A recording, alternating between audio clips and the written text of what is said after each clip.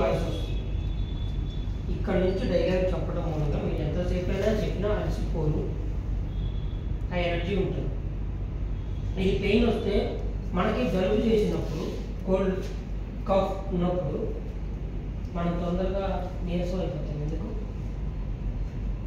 మరి ఏది వచ్చినా అవ్వం. కానీ జలుబు దగ్గు వస్తే డల్ అవుతాం. ఎందుకు? వాడి మొత్తం మీద పడుతుంది. మనం మాట్లాడేది చిరాగ్గా ఉంటుంది, కోపం వస్తుంది,